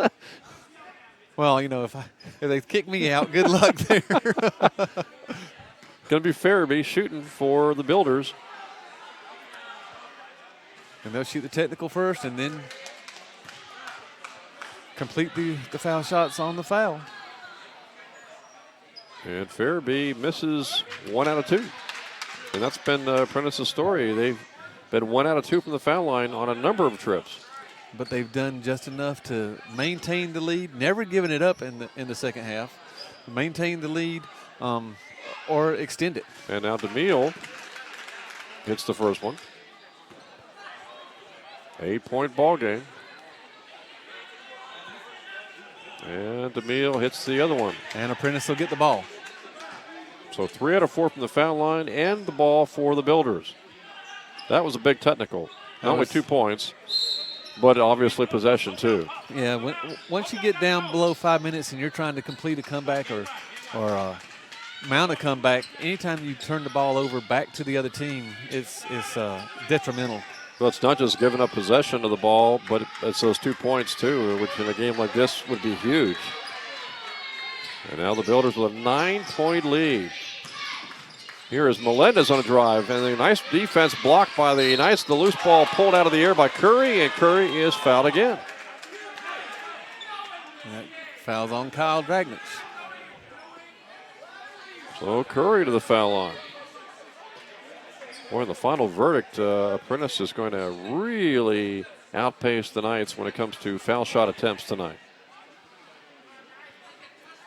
And really, in my estimation, the Knights should be going to the free throw line Another miss. And having at least 20 attempts every game with the amount of post players that they have. And last report, they were 12 of 14 from the line. Only missed 2, but just not enough attempts. Not enough attempts. So far. Curry got 1 out of 2 again. 10-point lead. This game was 69-69 after the Knights trailed by 12, got it all the way to a tie ball game, and since then it's been Apprentice. Here's Walker off to Larson, open for a 3, and a foul on Curry. As Larson misses the shot but gets fouled and gets 3 free throws out of it. And that'll be the 4th on Curry.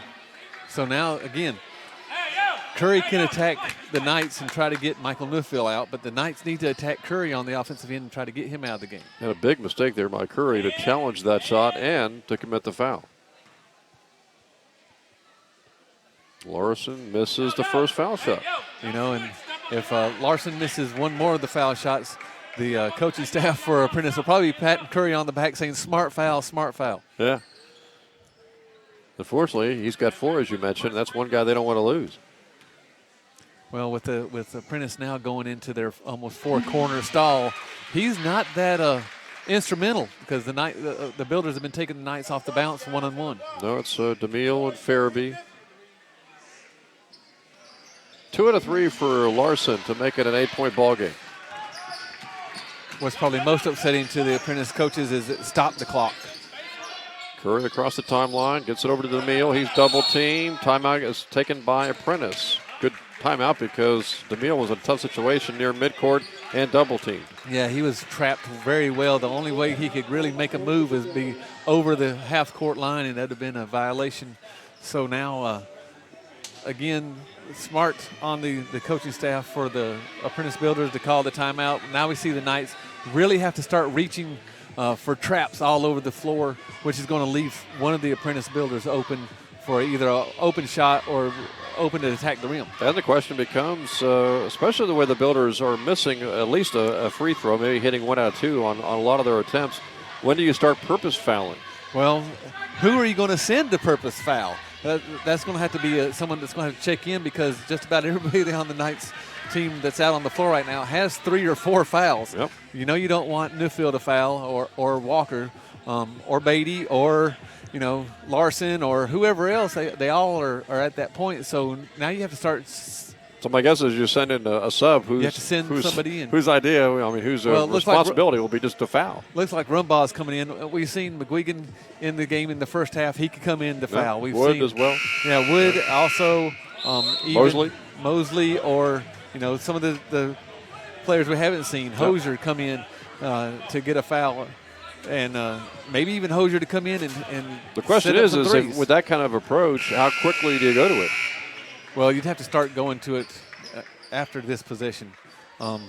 if you play this defense out anything under 3 minutes, and you're going to start fouling to try to come back in the game, you want as much time as possible. So the 3-minute mark is very critical. 81-73. DeMille gets it over to Curry.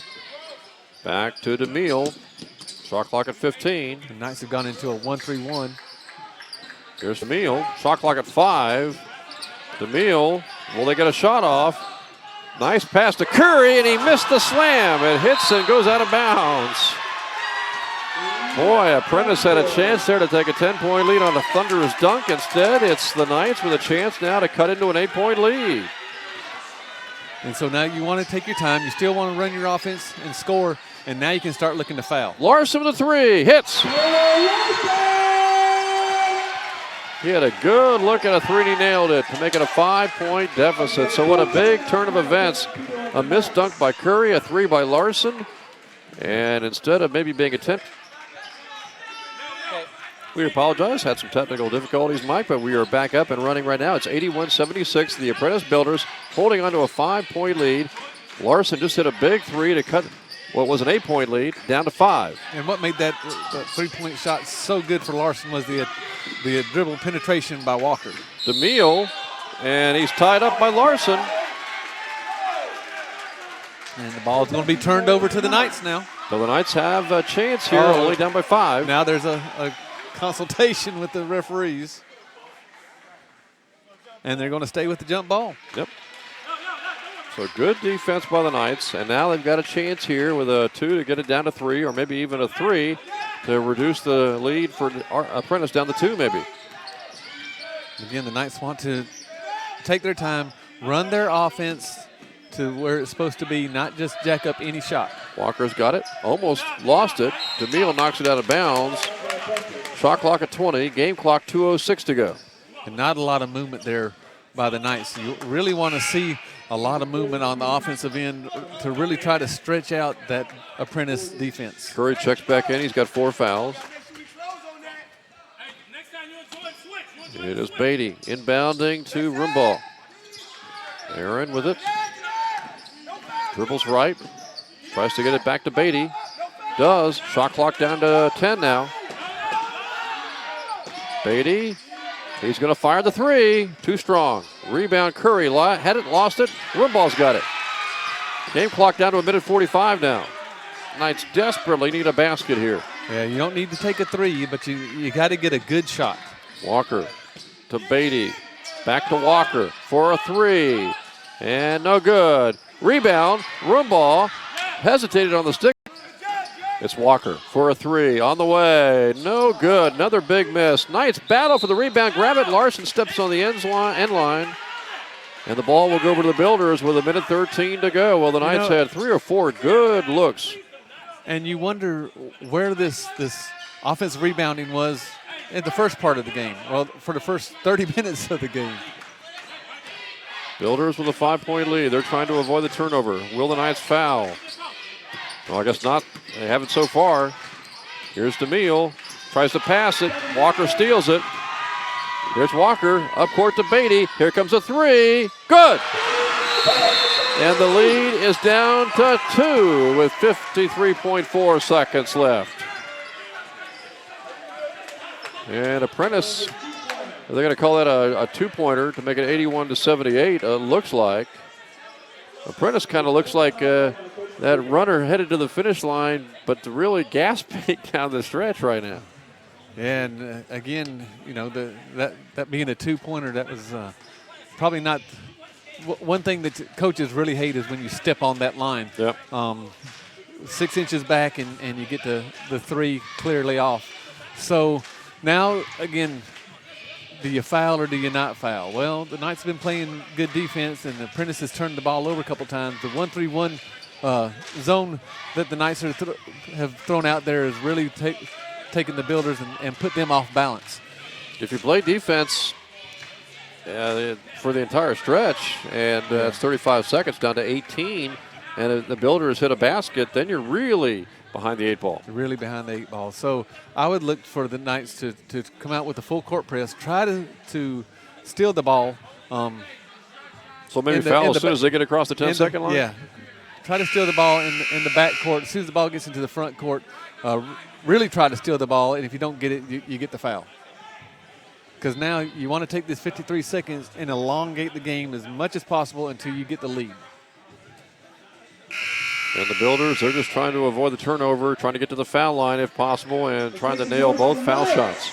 Well, right now you'd want to leave number 40 open, Tony Walton. Again, he's only a 50% free throw shooter, so he's the one that you want to have the ball. Here's Melendez inbounding to Farabee. He's their main ball handler. Farabee back to Melendez. They're trying to work it across the timeline. Get it to DeMille. DeMille up court across the timeline. Will he get fouled?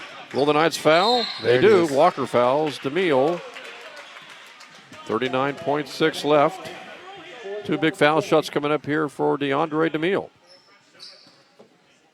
Yeah, and once you're into the double bonus, the foul shooters really get relaxed. Walker's fourth foul. First foul shot is good. Big make there by Apprentice. 4-point lead for the Builders. You still don't have to shoot a three right now. You can still attack the basket, try to get the three the old-fashioned way. But, again, you want to elongate this game as much as possible. Now you have to foul in the backcourt. If you don't get the steal on the inbounds pass, you got to foul right away. DeMille hit two big foul shots to make it a 5-point lead. Here come the Knights now down by 5. Walker to Dragnich. And you can't take a whole lot of time here, Mike. No, now you have to really hustle. Walker missing a three. Rebound and they should to be the Builders. Fouling now. And Rimbaugh fouls DeMille. He just hit two foul shots, and now the Knights are in not the greatest of shape here, down by 5 with only 23.9 seconds left on the clock. And you have to know who out on the floor are the free throw shooters and who's not. That ball came right down into Tony Walton's hands. They should have fouled him right then. Again, send the 50% free throw shooter to the line. Instead, it's DeMille, who just hit two foul shots a few seconds ago.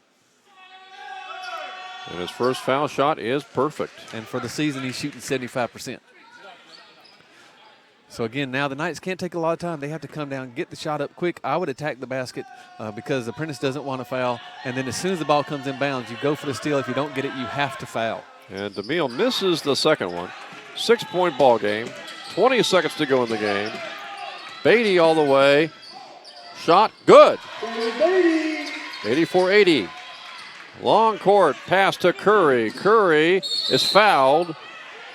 Oh, and that's almost an intentional foul as they grabbed him around the shoulders from behind. That's not a play on the ball. Let's see if they call it that way. No, they're just going to give him the regular foul. But, yep. And I've always hated the way that they officiate these last parts of the game. You know they are intending to foul. Yep. And no one ever calls it. Just don't want to, I guess, really rob the other team of a chance of making a comeback. I guess, but the rules state you have to be going for the ball. And anytime you don't go for the ball, it should be an intentional foul. So unless the guy gets hatcheted, they're not going to call it. Exactly. 84-80, 14.3 seconds left. Even if he hits them both, Mike, you're still it's still a two-possession game. Yeah.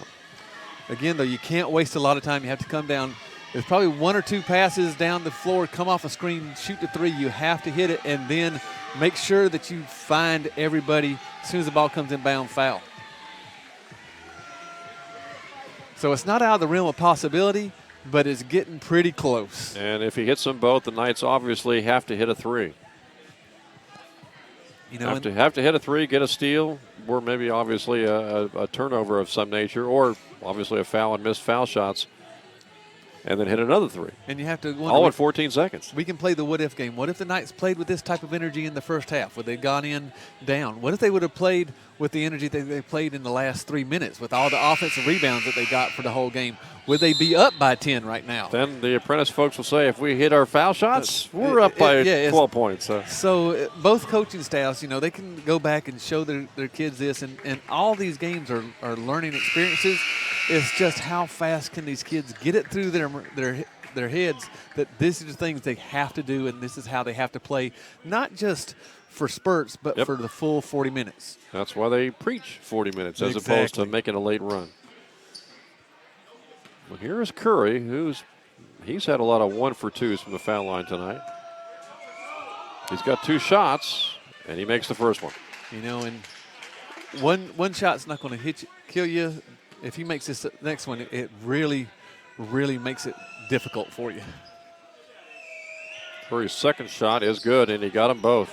86-80. Now the Knights down by 6. Need a 3 here. Dragnich outside to Beatty. Long 3. It's up and no good. Newfield's got it. He'll fire. It's no good. And Apprentice is going to win this basketball game. Pass ahead to Melendez, and the final is going to be 86-80.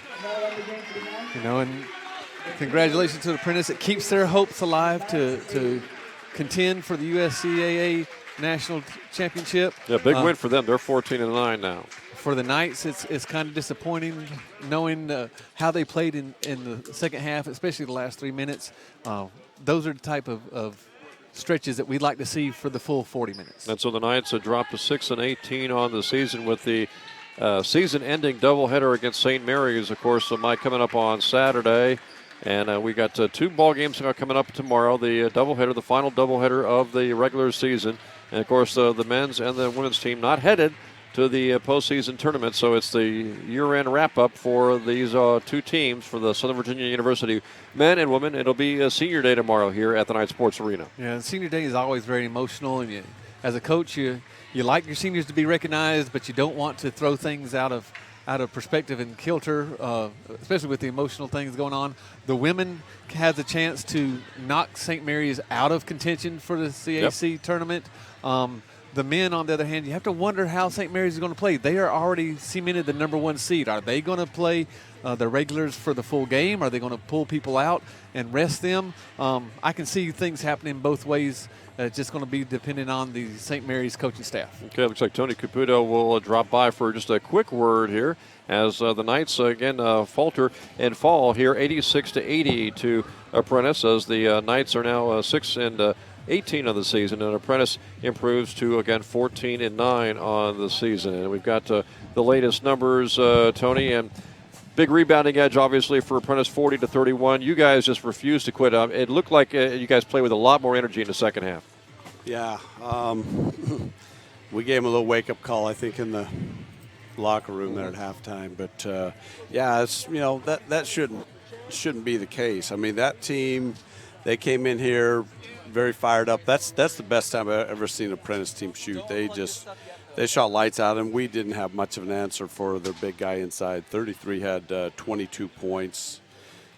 They had a lot of guys like Walton who kind of got some garbage baskets inside too. He ended up with 18. But again, you guys made the good comeback. David Beatty, great second half offensively, 20 for the ball game.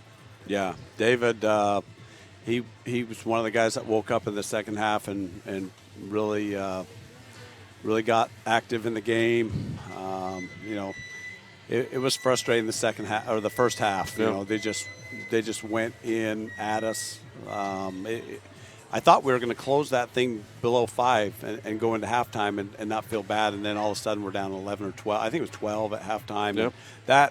Those 3-pointers by Zastro hurt. Yeah. We made all that effort getting back. We came all the way back, and then I think we used a lot of effort, climbing that mountain, and 38 free throws for them. I mean, that's hard to overcome. I mean, we shoot 17 and they shoot 38. You only missed 3. They missed 13 too. That's got to be tough too. Yeah, that's. I don't know. I felt like they were the more physical, aggressive team, and a lot of times it's funny. In basketball, that happens. The more physical, aggressive team, they don't. It's like the referees don't know what to call, so not much gets called. A lot of technicals tonight too. So Yeah, I was over here talking. I was still trying to figure out what that last one was about. They said that they were unhappy with him asking. What happened on that play. If you don't remember, is Kyle Dragnich was guarding this guy out here, and they called a foul on the drive, and they gave it to Kevin Walker, who was clear on the other side of the court. And I came out to talk to him about it too, and they said, "Oh no, it was number 30." And I'm going, "No, it wasn't." And the funny thing is, we had just talked about switching those two because 24 was just so quick, and try to get a little quicker guy on him, but. So, Tony, again, not a whole lot of preparation time, I guess, downtime, and getting ready for St. Mary's for the doubleheader coming up on Saturday. Yeah. Yeah, we go from the We go from top team in the yeah. Capital. Yeah, right. I mean, yeah. Although you've had good success. You almost beat Marymount. Of course, you beat Newport as far as the top teams in the Capital Conference this year. We played St. Mary's within 4 points at their place. Right. But, we played very inspired ball that day. We didn't. That's the day right after Wes Evans got injured in practice and blew out his ACL. And the guys, picked it up and played an inspired game. I hope we can play an inspired game. If we can put together two halves like the second half here, I'll be happy. But we can't come out, the way we did in the first half. And lastly, a senior day tomorrow, so you get to honor Preston Eaton, Wes Evans, and Kyle Dragnich. Yeah. So 3 great guys, all graduating. I just wish I had them for another year because, it's hard to replace that leadership if nothing else. It really is. Wes, we had him in the program for 4 years. Preston, our leading scorer. So, it's going to be tough to replace those guys. Okay, Tony. Thanks for stopping by, and good luck on Saturday. Okay, thanks. Tony Caputo once again, 86-80 as the Apprentice Builders win the basketball game, and the Builders now 14-9 on the season, and with the loss, Southern Virginia drops to 6-18. Don't forget, again, the season ends tomorrow for the men's team and the women's team. A doubleheader against St. Mary's. All starts at 1 o'clock on Saturday, and it'll be a doubleheader to wrap up the season for the men and also for the women here for Southern Virginia University basketball. That's going to finish things up here from the Night Sports Arena. For Mike Harmon, I'm Jim Bresnahan. Final score again today, it was Apprentice 86 and Southern Virginia University 80. Have a great evening, everyone, and thanks for joining us today.